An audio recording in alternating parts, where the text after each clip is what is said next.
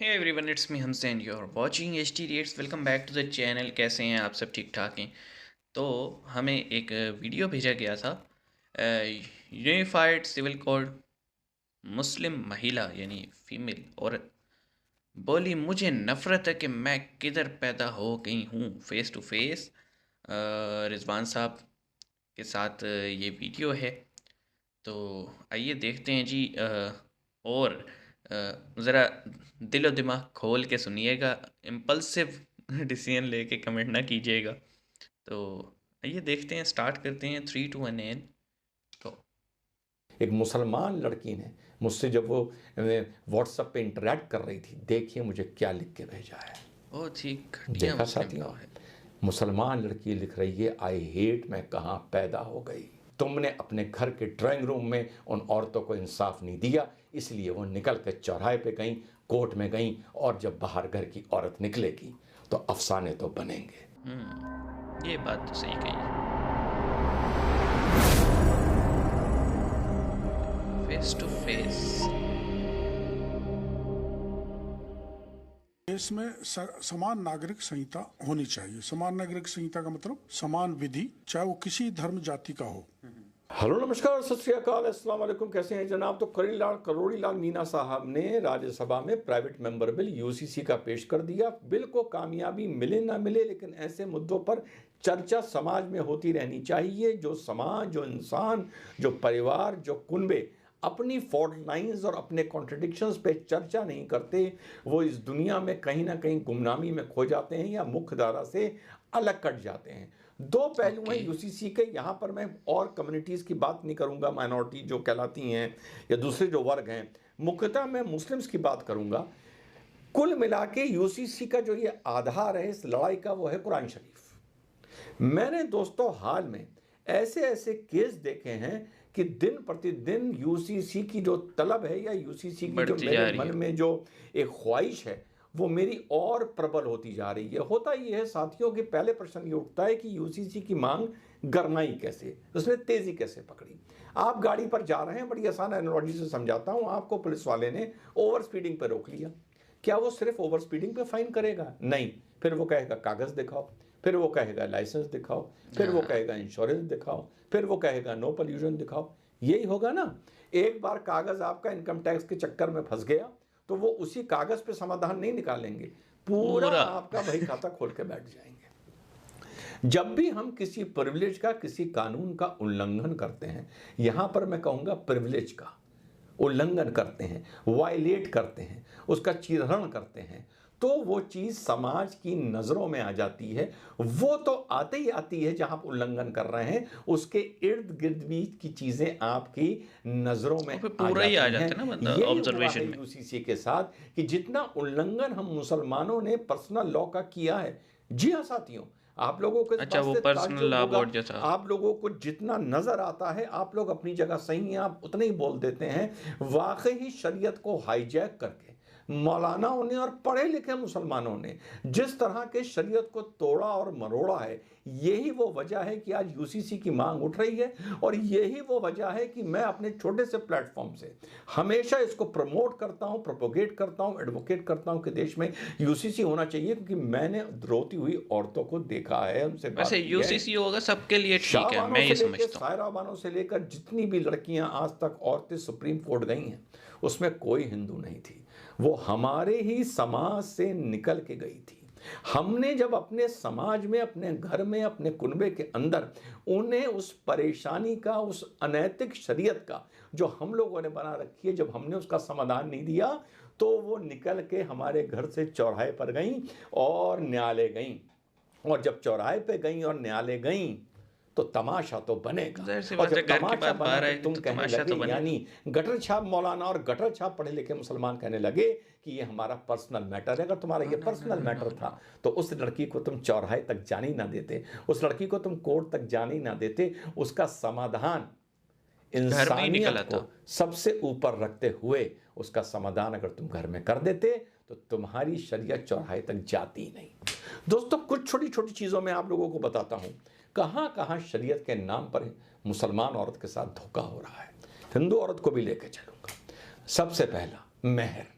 महर को इन गटर छापों ने एक कॉन्ट्रैक्ट की कीमत बना दिया। नो, वो ये महर एक चीज़ थी ही नहीं। शुक्राना था, एक नजराना था जो मुस्लिम मर्द अपनी औरत को शादी के वक्त देता देता था, था। उसे ये बताने के लिए, शुक्र अपनी शुक्र का एहजार करने के लिए, अपनी मोहब्बत का एहजार करने के लिए, और उसे ये बताने के लिए कि देख शादी के वक्त ही मैं तुझे ये दे रहा हूं अपनी हैसियत के हिसाब से, कि मैं तेरा लालन पालन, तेरा खाना पीना, कर तेरा सकता हूँ कपड़ा पूरा। लत्ता देख सकता हूं। वो लोग खाते पीते लोग जो करोड़ 2-2 करोड़ के घरों में रहते हैं, 20-20 लाख की गाड़ियों में चल रहे हैं, महर के नाम पर लिखवाते हैं आज की तारीख में भी 51,000 रुपए। जो मैं दिल्ली से हिना बख्तियार का केस देख रहा हूं, उसका खाता पीते परिवार में उसकी शादी हुई थी, उसका महर लिखा हुआ है 25,000 रुपए। कुछ दिन पहले मैंने एक मुकदमा देखा, उसका महर लिखा हुआ था 11,000 रुपए। आज के टाइम में महर एक शुक्राना भी था, नजराना भी था, लेकिन एक लड़की के पास एक मुश्त शादी सेफगार्ड के वक्त एक पैसा पहुंच जाता था। ये सेफगार्ड मान भी लीजिए होते कि हैं ना आज लड़की एक को। लड़की की अगर शादी और तुम्हारी अगर औकात है, तुम अगर 2 करोड़ के मकान में रह रहे हो, तुम्हारी शादी में अगर 30 लाख रुपए 25 लाख रुपए लग रहे हैं, तो अगर एक लड़की को 10-15 लाख रुपए का आदमी महर लिखाए और शादी के दिन दे, और वो लड़की उसकी एफडी करा दे, तो फिर भी कहीं ना कहीं बुरे वक्त में वो पैसा या उसका वो गोल्ड खरीद काम ले आता अपने है। लिए, बुरे वक्त में उस परिवार या परिवार से ज़्यादा उस लड़की के काम आएगा। इन लोगों ने शरीयत के नाम पर महर को मजाक बना तलाक दिया। देने की कीमत बना हाँ। दिया। ये हुआ महर की बात। दूसरी बात बताऊं, जो मैं एक मैटर देख रहा हूं, और देखिए एक लड़की ने, एक मुसलमान लड़की ने मुझसे जब वो व्हाट्सएप पे इंटरेक्ट कर रही थी, देखिए मुझे क्या लिख के भेजा है। देखा साथियों, मुसलमान लड़की लिख रही है, आई हेट, मैं कहाँ पैदा हो गई। वो लड़की अपनी पटना की है, अपनी प्रॉपर्टी के लिए लड़ रही है। आप लोगों को ताज्जुब होगा साथियों कि जो हम मुस्लिम्स में जो लड़की को हक दिया गया है, जो हम मुसलमानों में जो जॉइंट प्रॉपर्टी होती है या जो पुश्तैनी प्रॉपर्टी होती है, आसान भाषा में समझाता हूँ कि मान लीजिए एक पिता है, उसके 2 बेटे हैं, दोनों की शादी हो गई, उसमें अगर एक बेटे की मृत्यु हो जाती है और वो वाइफ का प्रॉपर्टी होगा अभी पिता के ही नाम है, जो आमतौर पर या पुश्तैनी उसके प्रॉपर्टी बच्चों में का ऐसा होगा। ही होता है। कोई बेटा ये नहीं कहता कि पहले इसका बंटवारा कर दीजिए, पिताजी के मरने के बाद अब्बा के मरने के बाद बंटवारा होता है। तो अगर कोई पुश्तैनी संपत्ति है, हेरिडेटरी प्रॉपर्टी है, मेरी है, मेरे 2 बेटे हैं, मेरे एक बेटे की मृत्यु हो जाती है, तो उसमें से मेरी बहू को कुछ नहीं मिलेगा, उसमें से मेरे पोते पोतों को कुछ नहीं मिलेगा। कैसे नहीं मिलेगा? मिलेगा उस भाई। प्रॉपर्टी में से मेरे बेटे के मरने के बाद मुस्लिम डिस्ट्रीब्यूशन ऑफ प्रॉपर्टी में, सक्सेशन में वो ब्रांच कट हो जाती है और वो दायरे के बाहर निकल जाती है प्रॉपर्टी के। नहीं पोतों को तो अगर एक मिलेगा। हस्बैंड वाइफ है और हस्बैंड की डेथ हो जाती है और उनके कोई इशू, कोई बच्चा नहीं है, तो उस मुसलमान औरत को भी अपने हस्बैंड की पूरी प्रॉपर्टी नहीं मिलेगी, सिर्फ 1/4 प्रॉपर्टी मिलेगी, 3/4 पे परिवार के और लोगों का हक हो जाएगा। जो हम लोग बड़ी शान से बोलते हैं कि मुसलमानों में लड़कियों से पूछा जाता है, प्रॉपर्टीज़ के लिए पूछा जाता नहीं है पूछा कि जाता। साहब लड़की से तो हमसे 3 बार पूछा जाता है कि निकाह करेगी या नहीं गई, इतने अधिकार दिए गए, प्रॉपर्टी का अधिकार दिया गया। तो अगर तुम्हें वहाँ प्रॉपर्टी का इस्लाम में लड़कियों को अधिकार दिया गया, तो यहाँ हिंदुओं में स्त्री धन दिया गया, और स्त्री धन इतना कि लड़की अपना बुरे वक्त में गुजारा कर ले। अगर हम मुसलमान लड़की से 3 बार पूछते हैं कबूल है, कबूल है, कबूल है, तो वो 2, 4, 5, 10 आदमियों के सामने, बीच में पर्दा होता है, मौलाना साहब 3 बार पूछते हैं, 3 बार वो बोल देती है कबूल है, कबूल है, कबूल है। और हम लोग इस बात को बड़ा सीना ठोक के बताते हैं, वरमाला भी जब तक हिंदू नहीं लड़की डालती तब तक शादी नहीं होती, जब तक वो 7 फेरे नहीं लेती तब तक शादी नहीं होती। बस वो डंका बजाते हैं ना, ये हम सब कुछ करते फिर रहे हैं। 1000-2000 के सामने डाली जाती है।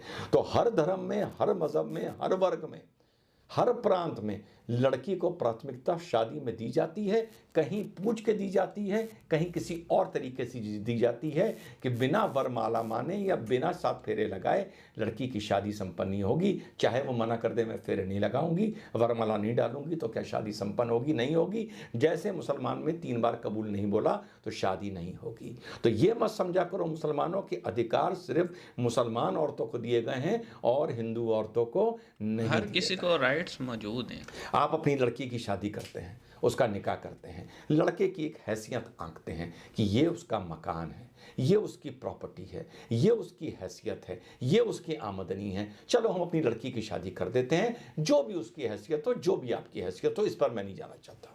आपने लड़की की शादी करके सोच के कि मैं इस लड़के से अपनी बेटी की शादी कर रहा हूँ, 3 साल बाद वो आदमी दूसरी लड़की ब्याह के ले आता है, अब आपका क्या होगा? आप कुछ कर नहीं सकते, आप उस शादी को रोक नहीं सकते। उस लड़की का लेकिन क्या होगा, पाकिस्तान में जिसने तो ये लॉ है, सोचा जब कि तक ये लड़की मकान मेरा रजामंदी नहीं है, देगी तब तक कम दूसरी से शादी कम, नहीं होगी। और 3 साल बाद उसकी सौतन उसी घर में आ जाती है, कहो उसी बेडरूम में आ जाती है। तो उसने जो सोचा था, जो सपने देखे थे, वो एक झटके में आधे रह गए कि इस प्रॉपर्टी में से मेरे 2 बच्चों को भी कुछ मिल जाएगा। 3 साल बाद शौहर दूसरी बीवी ब्याह के लिए आता है, दूसरी तक बात कर रहा हूँ, तीसरी चौथी की तो कर ही नहीं रहा हूँ। चौथी ले आएगा तो उसकी प्रॉपर्टी एक चौथाई रह जाएगी। ले आता है, उसके लिए कोई सेफ गार्ड नहीं है। आप लोगों का एक बहुत बड़ा डायलॉग है, अभी भी एक आसाम के एक घटिया नेता ने बोला था कि भैया हम तो शादी कर लेते हैं, हिंदू का तो कहीं अफेयर चल रहा होता है। अरे जाहिलों, अगर अफेयर भी कहीं चल रहा होता है ना, तो वो अलग से इंतजाम करके उसको देता है। अपनी बीवी के, जिसके साथ उसने 7 फेरे लिए हैं, उसके घर में उसके नहीं देता। घर में उस बीवी को लाने का उसको अधिकार नहीं है, और उस घर में उस बीवी की प्रॉपर्टी राइट्स नहीं है। और उस औरत से भले उसके बच्चे हो रहे हैं, वो औरत इतना जानती है कि मेरे घर में इसका हक नहीं है, इसकी प्रॉपर्टी में इसका हक नहीं है, वो ये सोच के ही उससे निकाह करती है, या सॉरी, ये वो सोच के ही उसके साथ शादी करती है कि जो मैं कर रही हूँ ये इलीगल कर रही हूँ, मेरी मैरिज वैलिड नहीं है, वरना तो करती नहीं। अगर वो कहती है मैं बाहर कहीं रह रहा हूँ, मेरा सपोर्ट करते जाओ, तो उस औरत का हक उस आदमी की प्रॉपर्टी पे नहीं होता। नहीं होता। ओके, तो रिजवान भाई ने जो है ना 2 से 3 सेंसिटिव टॉपिक छेड़े हैं और मेरे ख्याल में इन पे बात होनी चाहिए, क्योंकि ये जो टॉपिक्स हैं ना, ये सिर्फ इंडिया, पाकिस्तान, बांग्लादेश यहीं पे प्रॉब्लम है इस्लाम में इनमें, क्योंकि यहाँ के जो मुल्ला हैं उन्होंने शरीयत को अपने हिसाब से तब्दील कर दी है। फॉर एग्ज़ाम्पल, अगर हम अरब कंट्रीज़ की बात करते हैं, वहाँ पे ट्रेंड है कि लड़का जब भी शादी करेगा, शादी के पहले दिन वो अपनी बेगम को मकानात के कागज़ात और चाबियाँ, यानी जिस मकान में भी उस लड़की को लेके जाएगा ना, वो मकान लड़की के ही नाम होगा। और काइंड ऑफ हक महर जो जिसे हम कहते हैं ना, यहाँ पे तो हम लिखवा दिया 1000 पे 1500 दो, मजाक बना दिया ना, वहाँ वो पूरी प्रॉपर्टी उसके नाम होगी जो कि उस लड़की की ही होगी। अच्छा, सेकंड चीज़ क्या होगी कि वरासत का जो सिलसिला है, अब इंडिया का तो मुझे जैसे रिजवान साहब की बातों से लग रहा है कि वहाँ पे इस तरह का कोई सिस्टम नहीं है मुस्लिम शरिया बोर्ड के अकॉर्डिंग। पाकिस्तान में ये है जी कि इन केस लड़की जो है उसका हस्बैंड फोत हो जाता है, तो वो जो प्रॉपर्टी उस हस्बैंड के हिस्से की होगी वो उसके बेटों के अंदर शिफ्ट हो जाएगी। हाँ, एक है कि अगर औलाद नहीं है और फिर भी कुछ हो जाता है तो फिर शरिया का तो पता नहीं, लेकिन गवर्नमेंट जो अगर वो सरकारी मुलाजिम था तो उसमें फिर ये है कि जितना भी पैसा होगा उसकी ग्रेजुइटी और जो जमा होंगे उसके, वो सब उसकी बीवी के नाम होंगे। अगर उसे कोई गवर्नमेंट की तरफ से कोई एड मिलनी थी या फिर कोई प्लॉट मिलना था, वो भी जो है ना उस बीवी के नाम पे जाएगा। यानी गवर्नमेंट की तरफ से जितना पैसा होगा वो वाइफ के नाम होगा, और इवन के पेंशन जो होगी वो भी वाइफ के नाम होगी। अच्छा, फिर हम आते हैं 4 शादियों की तरफ। अब प्रॉब्लम ये है कि हमारे यहाँ हमें ये तो नज़र आता है जी, इस्लाम ने 4 शादियाँ एट अ टाइम, 4 निकाह करने की मर्द को इजाज़त दी है। हमें ये तो बड़ा अच्छा नज़र आ रहा होता है, हमें ये नज़र नहीं आ रहा होता कि उस पे शराइत कितनी लगी हुई है। पहली शर्त तो ये जनाब, हर वाइफ का अपना मकान होगा, अपना मकान होगा। अरब में 1400 साल पहले हुजरे हुआ करते थे। हुजरा भी एक काइंड ऑफ मकान ही होता है, उसमें एक आधा कमरा होता है, किचन होता है, सेन होता है, सब कुछ ऑल इन ऑल होता है। तो हुजूर के टाइम में जब शादी होती थी ना, हुजूर सबको अलग अलग हुजरा देते थे। उसके बाद के मुसलमानों ने अलग अलग मकान देना शुरू किए। इवन कि आज भी सऊदी अरब में जितने लोग 4 शादियाँ, वहाँ पे ट्रेंड है 3-3 4-4 शादियाँ करने का। तो वो जब करती हैं ना, तो हर बेगम को एक आलीशान सा महल नुमा मकान वो देते हैं। तो अगर आपकी हैसियत है कि आप उसको एक यहाँ के हिसाब से एक वेल फर्निश्ड मकान दे सकते हैं, प्लस आपकी जो वाइफ है वो एग्री है, उसकी मंजूरी है, वो कर सकते हैं। प्लस अगर 2 शादी हैं तो आप हफ्ते में 3.5 दिन एक जगह, 3.5 दिन दूसरी जगह, यानी इक्वल आपको हर चीज़ इक्वली डिवाइड करनी पड़ेगी। अपना वक्त भी, अपने जज्बात भी, अपना पैसा भी, अपना मतलब हर तरह से जो एक मियाँ बीवी मामलात होते हैं ना, वो आधे आधे तकसीम करने पड़ेंगे इक्वालिटी के साथ।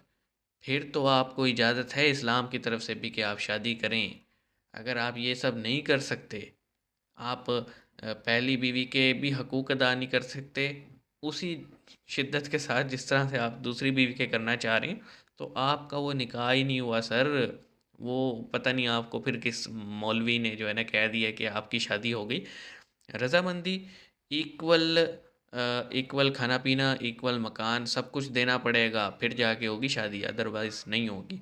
तो मैं वही कह रहा हूँ कि यहाँ पे सब कॉन्टिनेंट में हमने शरिया को मजाक बना लिया। जैसे रिजवान साहब भी कह रहे हैं अपनी मर्ज़ी की शरीयत, उसमें से जो हमें पसंद है, या सीधा कहूँ हम में फिर औरतें भी आ जाती हैं, उसमें से जो हम मर्दों को पसंद है वो हमने रख लिया है, जो हमें पसंद नहीं है वो हमने छुपा दिया है, और हमने उसी को नाम दे दिया शरीयत का। This is not fair at all. ठीक है, आई एग्री विद हिम कि औरत को कोई ना कोई सेफ गार्ड तो होना चाहिए ना यार उसके लिए।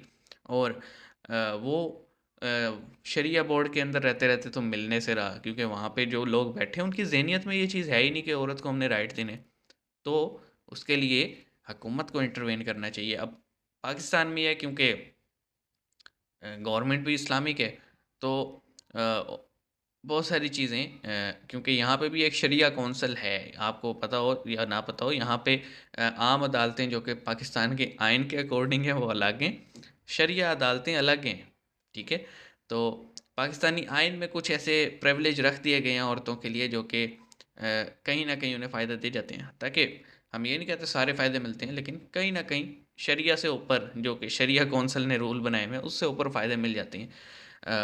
तो मैं समझता हूँ ये जो यूनिफाइड सिविल कोड होगा, ये ना सिर्फ मुस्लिम औरतों बल्कि पूरी इंडिया की जितने भी मज़ाहिब से ताल्लुक़ रखने वाली औरतें हैं उनके लिए बेस्ट एक कदम होगा, जो कि लेना चाहिए, सबसे जल्दी लेना चाहिए। और बीजेपी को चाहिए कि इसमें जो है ना सारी जमातों को अपने साथ ऑन बोर्ड कर ले, चाहे वो मुस्लिम का झंडा उठा के बैठी हैं, सेकुलर का, या जो भी है, ऑन बोर्ड कर ले। एक दफ़ा खुल के आवाम के सामने आ जाएगा भाई इस यूनिफाइड सिविल कोड को कौन कौन अपोज करता है, और फिर चीज़ें क्लियर हो जाएंगी। लेकिन ये होना ज़रूर चाहिए, ये मेरी राय है। जितना मैंने अब तक आपका कंटेंट देखा है उसको देखते हुए ये मैंने राय बनाई है कि ज़रूर होना चाहिए। तो आप इस बारे में क्या कहते हैं, कमेंट सेक्शन में बताइएगा। मिलेंगे आपसे नेक्स्ट वीडियो में। आई नो वीडियो थोड़ा बड़ा हो गया है, लेकिन ज़रूरी था। तो मिलते हैं नेक्स्ट वीडियो में।